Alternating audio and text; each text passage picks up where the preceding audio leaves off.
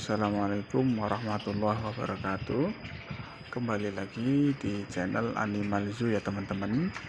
Channel yang membahas seputar dunia hewan, baik hewan peternakan maupun hewan yang ada di lingkungan kita semua.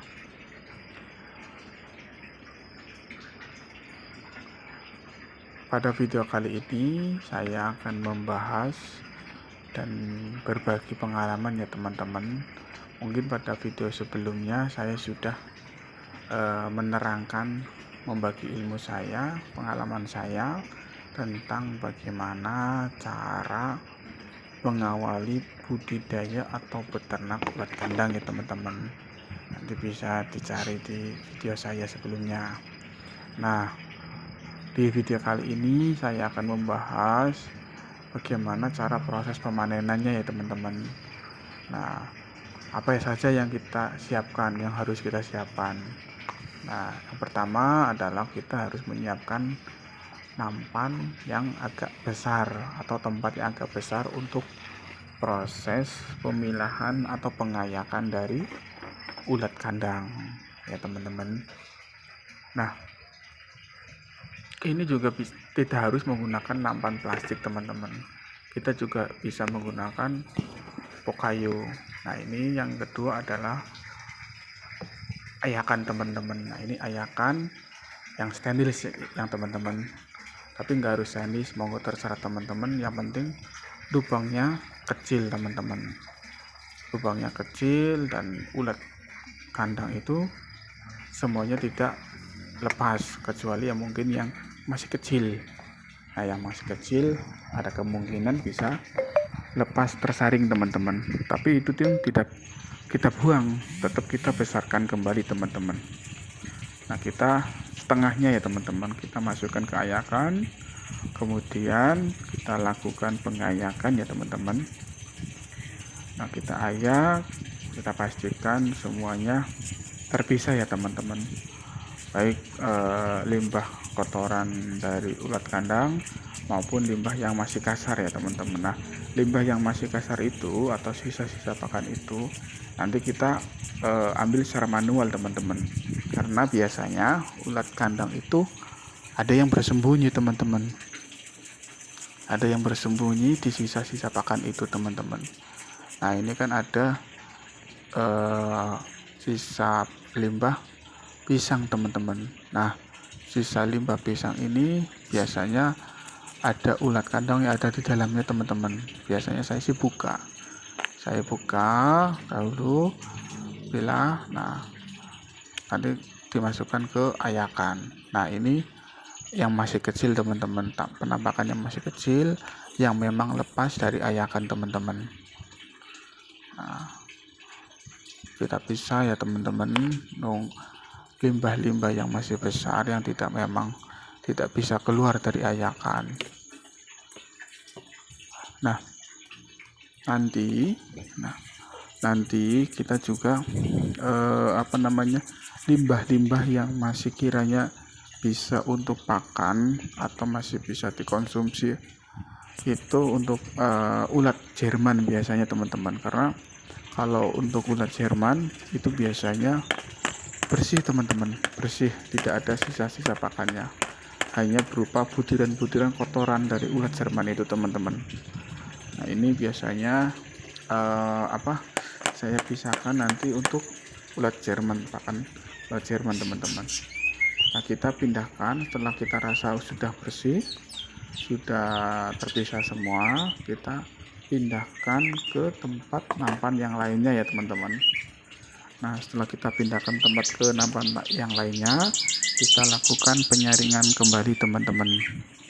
Nah, kita lakukan penyaringan kembali sampai dirasa bersih dan terpisah. Nah, kalau semuanya sudah terasa bersih dan terpisah semua, maka kita juga akan melakukan pemisahan teman-teman, pemisahan ulat kandang yang yang memang sudah terpisah dari limbah. Nanti kita akan ambil satu persatu menggunakan sendok plastik teman-teman. Kita ambil Nah, nanti kalau sudah dirasa sudah tinggal sedikit, kita akan lakukan teknik kayak orang membersihkan beras teman-teman dari kulit beras.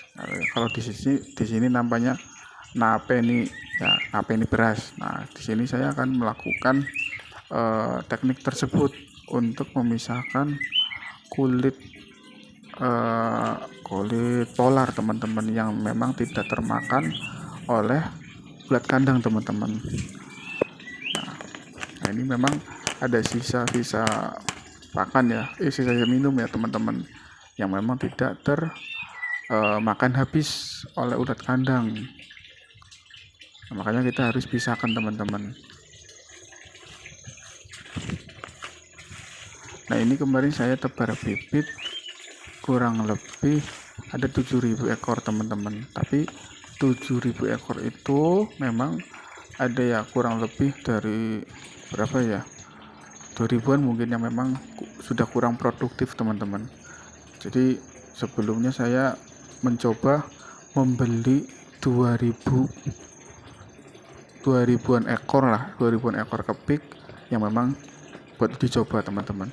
Setelah itu saya nambah lagi beli 5.000 teman-teman, ya kurang lebih makanya 7.000. Nah, tapi kan hasilnya memang kurang maksimal yang dari 2000 itu karena sudah tidak produktif.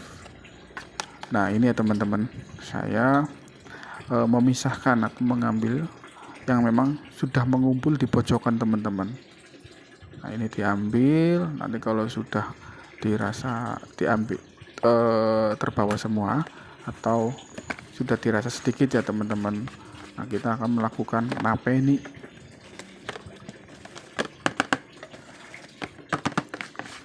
Nah, saya lanjutkan tadi yang memang 2000 itu sudah kurang produktif ya. Kalau secara kalkulasi ya harusnya dari 5.000 ekor ini atau 7.000 ini ya saya bisa menghasilkan 2 kilo teman-teman. Harusnya secara kalkulasi, kalau saya mencari beberapa literatur yang mengatakan bahwa dari 2 sampai 3 gelas, 2 sampai 3 gelas itu kan satu gelasnya ada kurang lebih ada 1.000 lebih ya teman-teman, satu gelasnya.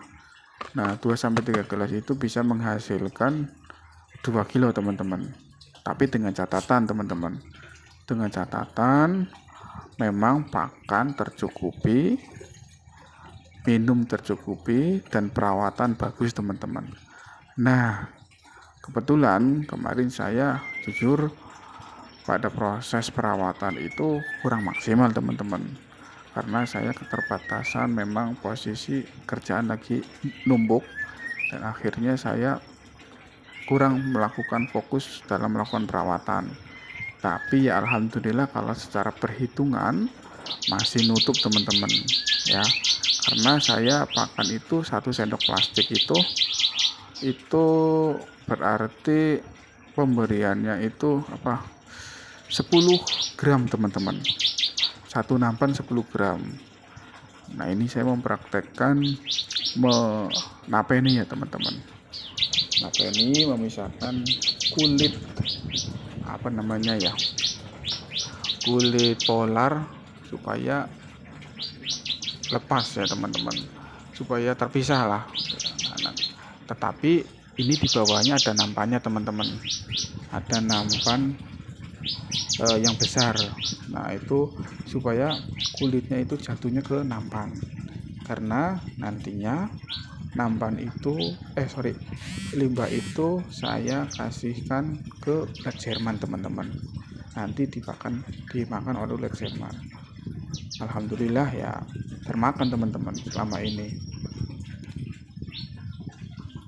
Nah, tadi saya lanjutkan lagi teman-teman, tadi 10 gram ya teman-teman, 10 gram untuk 1 nampan. Nah, 1 nampan itu dalam 1 bulan berarti kurang lebih kalau 1 bulan 30 ya teman-teman, berarti ada 300 gram teman-teman. 300 gram, tidak ada setengah kilo teman-teman dalam pemberian pakannya.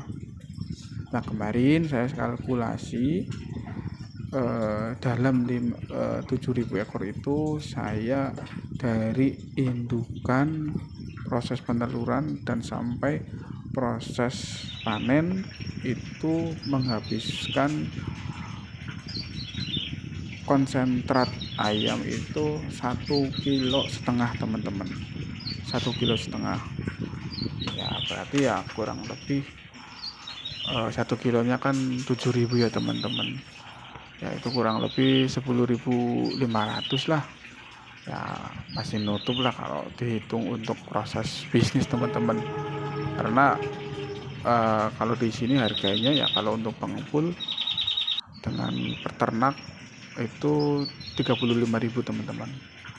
Nah ini saya berikan sisa-sisa pakan yang memang tidak termakan untuk ulat Jerman teman-teman. Alhamdulillah ulat-ulat Jerman juga pada sehat, pada geraknya aktif teman-teman. Alhamdulillah tidak ada masalah teman-teman. Oke, mungkin seperti itu saja teman-teman. Alhamdulillah dalam hasil yang kemarin saya dapatkan dari 7.000 ya masih bisa nutup ya. Kemarin saya dapat 1 kilo lebih teman-teman, 1 kilo lebih. Alhamdulillah masih bisa buat pakan teman-teman.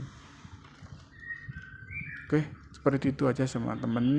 Semoga pada video kali ini bisa memberikan literatur tambahan buat teman-teman bagi yang ingin melakukan budidaya ulat kandang ya teman-teman.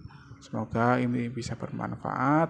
Mohon maaf apabila ada kekurangan dan kata-kata yang kurang berkenan ya teman-teman. Bila taufiq wal hidayah. Wassalamualaikum warahmatullahi wabarakatuh.